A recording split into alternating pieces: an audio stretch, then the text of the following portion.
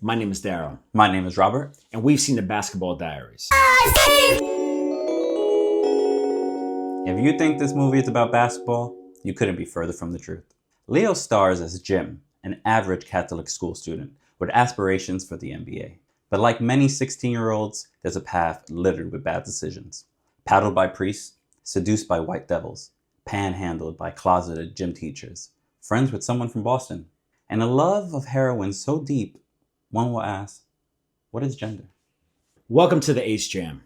Leo flexes some residual Gilbert Grape in his role as a junkie high school ball player. Mark Wahlberg faces the equally daunting task of playing a New Yorker. Leo and co spend the course of the movie beating up old ladies and throwing Puerto Ricans off roofs. In the real life story of Jim Carroll, who I'm sorry is no Bill Burroughs. And this ain't Naked Lunch. It's more like wife beater brunch. And you couldn't be more right. But before we jump into any of that, Hit him. please like and subscribe. If you please. Give us your comments. This is going to be the month of Leo. Leo. We did agree about something. This movie was aight. It was mids at best. We got a lot of Leo movies to get through, and Basketball Diaries kept coming up. When we asked people, we had both never seen it.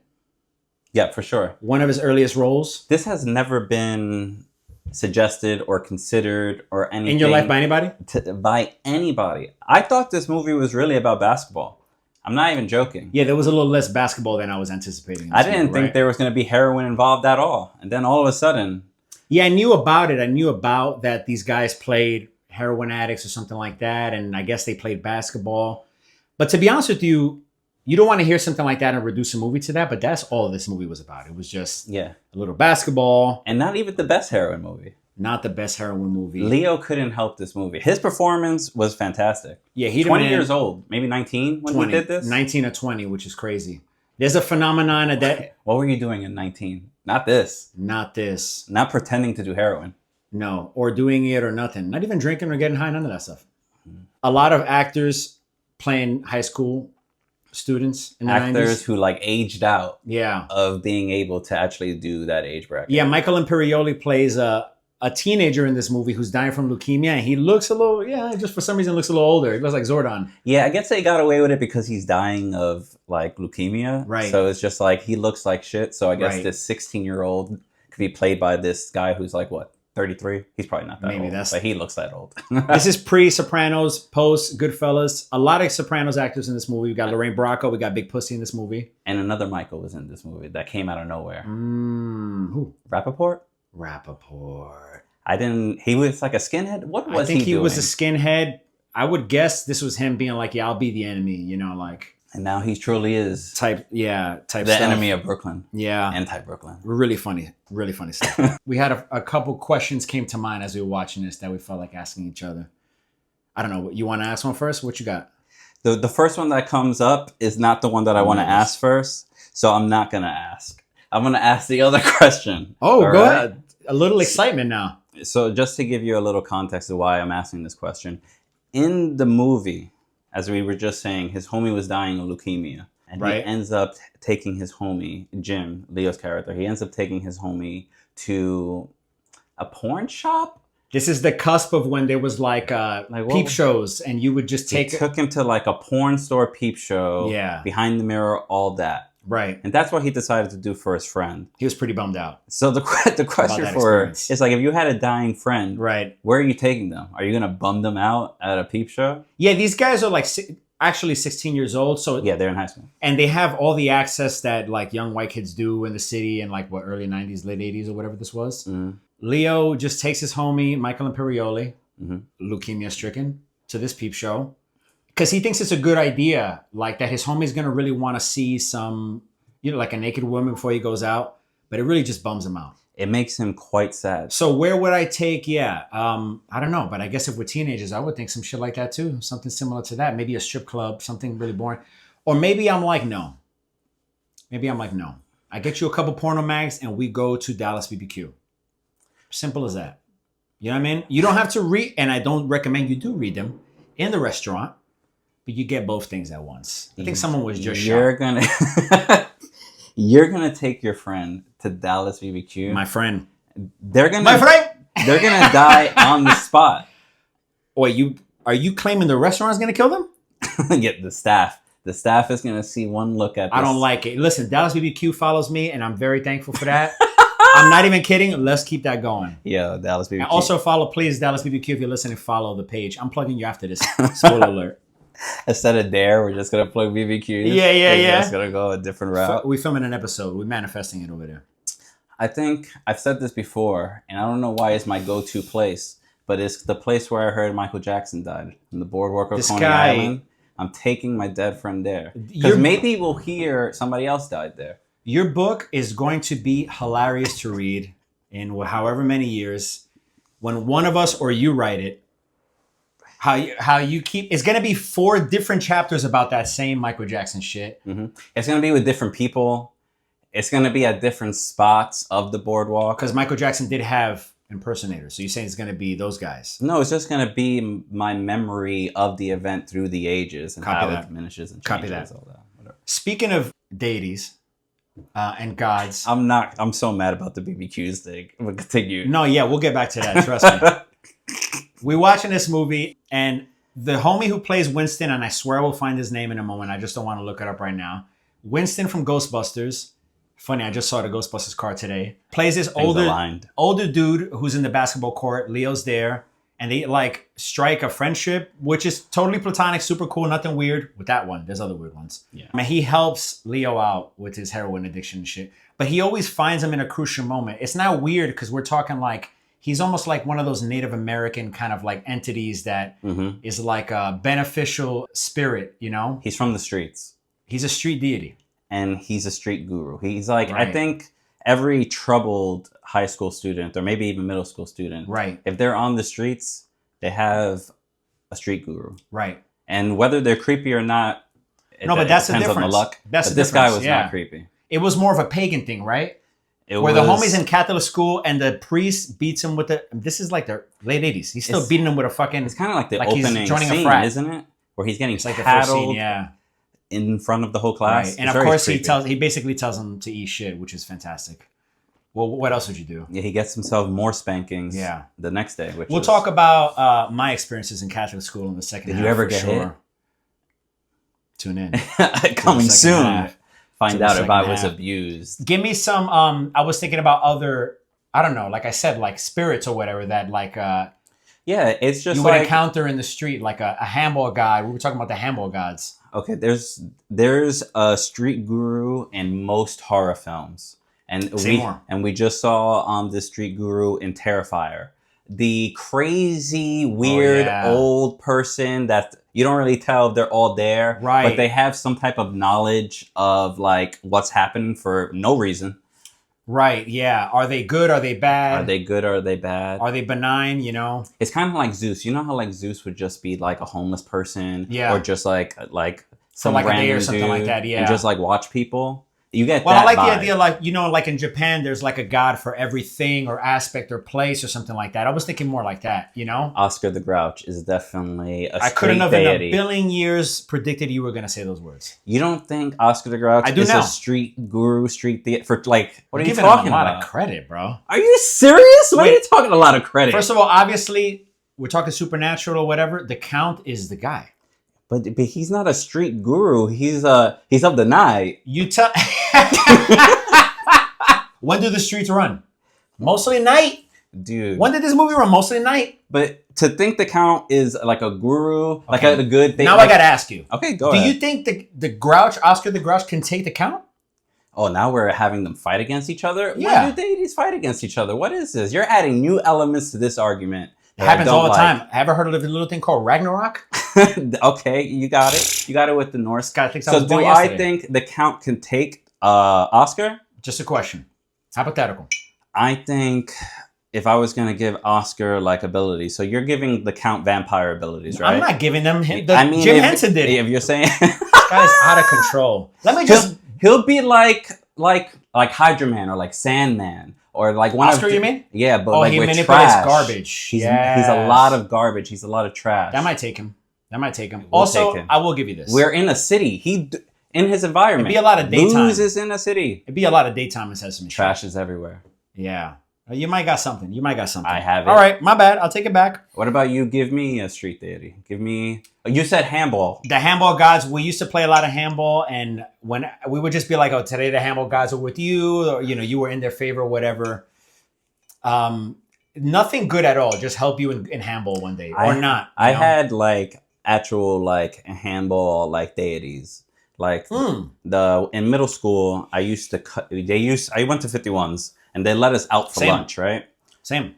Cool. Same. So I would never come back after that. I think like in 8th grade, I just stopped coming back, right? Right. So I would go to the handball court and spend most of my time in the handball court. And kids and adults, either that, like adults who were just like getting high there, or the kids from John Jay would cut and go over there. And I developed friendships with them. I can't remember their names at all. Very wholesome. But that's why they're like, it's like a deity. They're like, they weren't really there. They were like a shadow on the wall, kind of. You went a real different route on that. We will be right back on your ass with the reasons why we thought this was a boring ass movie. Yep. For sure. Coming soon. This movie, all right, is a movie. Yeah, a Leo movie. If there was helicopters in this movie, maybe. Actually, was it a helicopter or was it just a little plane? I'm gonna need you to walk me through this one. You said a Leo. A Leo? I said a Leo movie. Oh, I thought you said a Leo. L.O. Romeo and Must Die coming soon. Queen of the Damned. Let's talk about some of the pros and cons of this movie. What would you like about this movie, or not? Leo. Yeah, I like the Leo. I think actually the friend group. I really enjoyed the friend group in this movie. The prototype pussy posse. You kept calling them the pussy posse the whole time. This is the prototype. And it was funny every single time. And also, it kind of gave... It's a good group name. It's better than Wu-Tang almost. It's almost. They're kind of... Yep, exactly.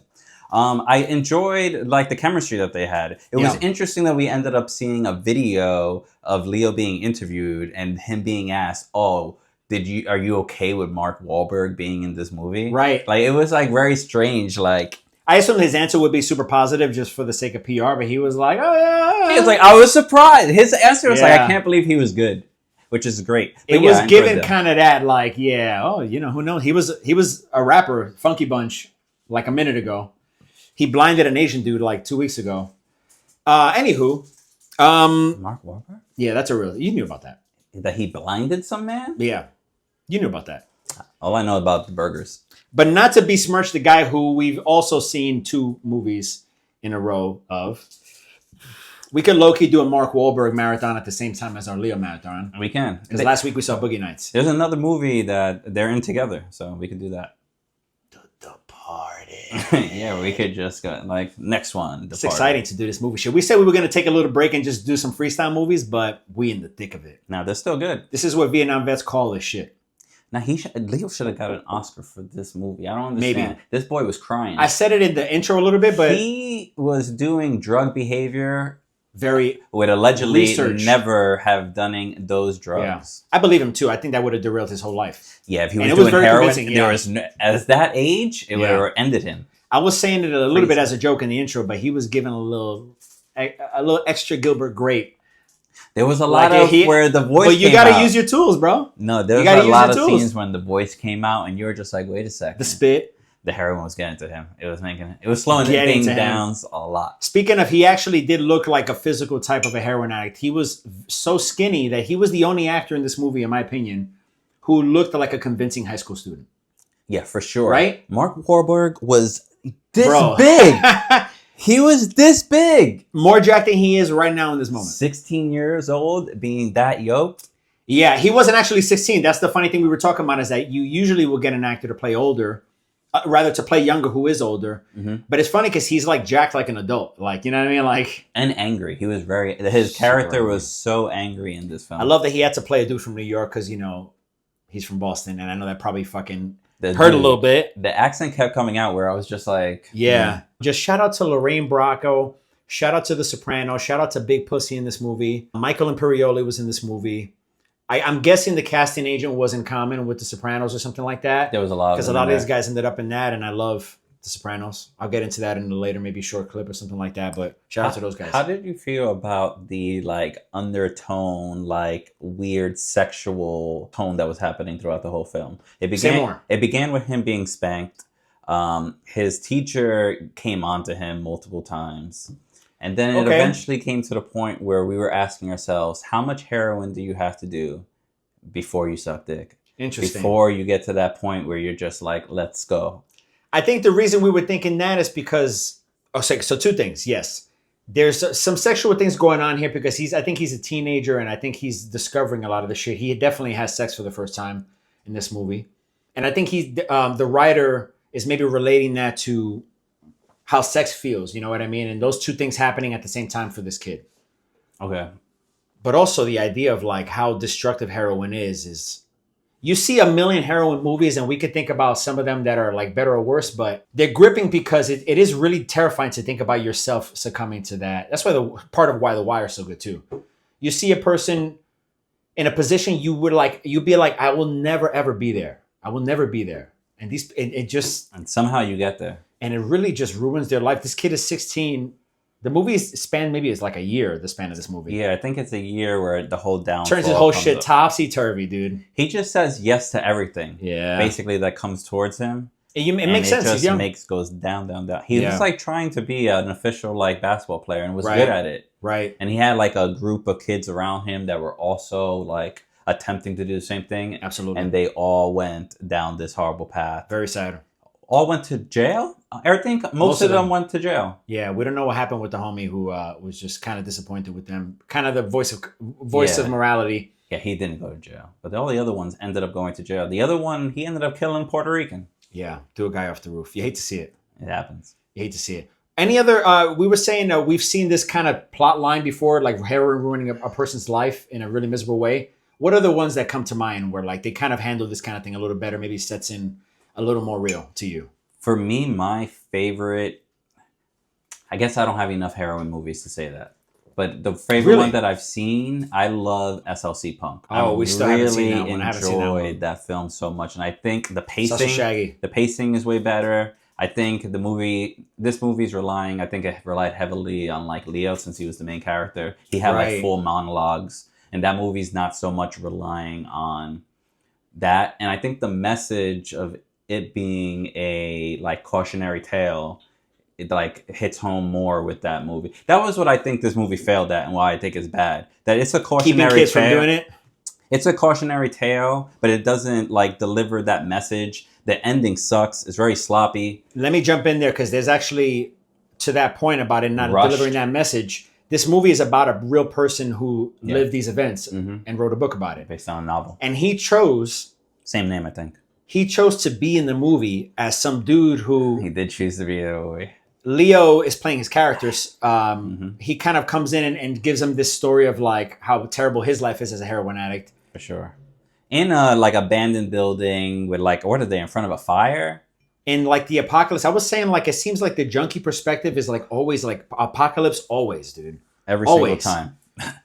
You end up in the same room. Every heroin addict ends up in that same gray room, dark room. And there's a fire. Somehow. But I think it was... they figured, you know what? I don't like that. How do homeless people figure out fire? Is it just like lighters? That's the issue to figure out. They need to figure out fire. Sure, yeah. I think it was a weird choice to have the homie be in it. It was not just a cameo. We were saying it's not like Alfred Hitchcock or Stan Lee being in this thing. That's like a blip in a second. This was him being himself, essentially talking to his younger self. That's why. Who does that serve? But that's why it didn't bother me. I get your point of who like does it serve, who is it serving? Yeah, it's kind of just like him being like, yeah, I was in the movie, but none of those other things serve a point either. Stanley being any of those don't stand a point. They do. He's like, I did this being shit. on any of those doesn't really serve I get a point. that. That makes sense. I feel like they were serving the same point. I don't think it's different. I think that's my thing. Well, I don't think does this serve the movie is my point. That does matter. And in my opinion, it does not. In my opinion, it's like 5 minutes that we don't need in the movie. I think in a movie that was already not that interesting. I think big fans of this guy would appreciate it. I think because we don't care.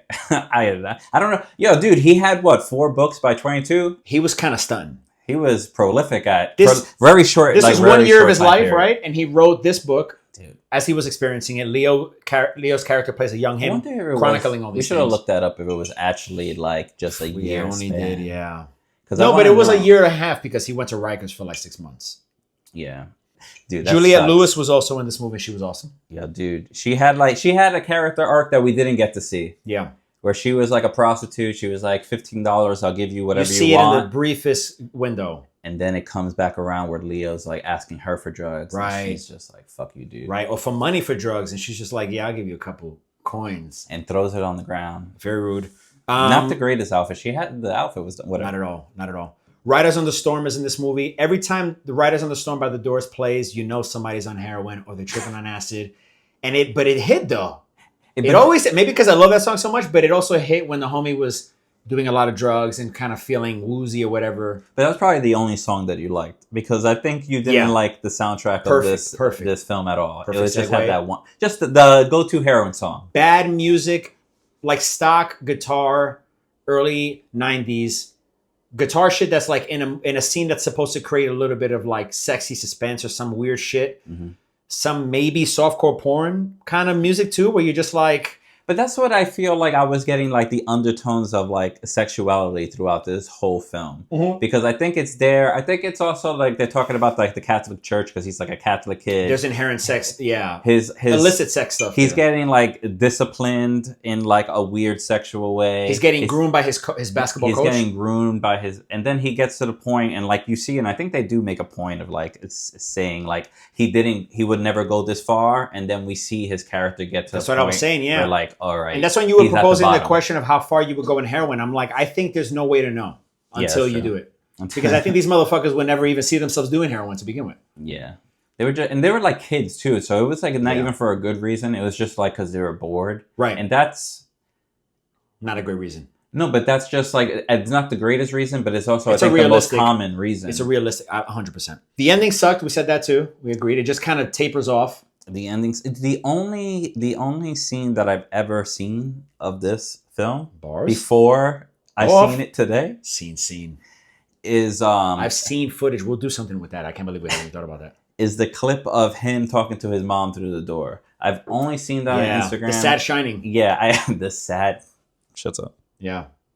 Here's the pining, the crying, the something. Here's Jimmy. My shoulder's off today. It's right there. Yeah. I'm sorry for that. You need to... No, we're okay. But that scene, that's the only scene, and it's like the one where he's like... It is heart-wrenching. It's the only scene that I felt was like, that got me pulled in emotionally. 100%. And I feel like the whole time you should be seeing this guy in like a downward spiral, but I didn't really feel sad until that one scene. I'll tell you what I felt. Been sad. I hear you. And I felt sad then, but I felt invested because I felt like these dudes were dudes I knew.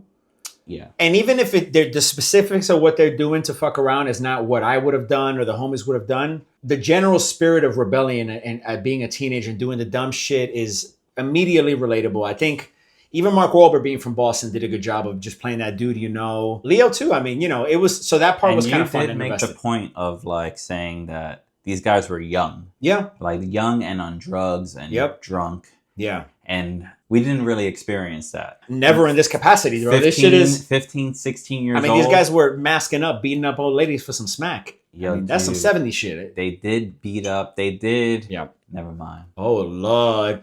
Tune into the Patreon. Okay, why don't we wrap this motherfucker up? You gave this shit a score as soon as it ended. And I want you to know and I hope it's didn't change. Oh, tell them what it is. It is going to be 2 needles, 2 25-year-olds, 2 Leos out of 5. This movie, I think there's better Leo movies. There's better basketball movies. We're going to see them. There's better diary movies. There's better... there's a grip of diary movies, ain't it? I know. Ain't it? There's better Street Guru movies. Did I say heroin? Because that's also one. For sure. Opium and the Kung Fu Master. Check that one out.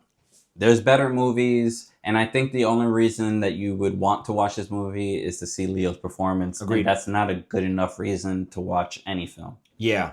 I'll give this one 6.75 Narc Wahlbergs out of 10.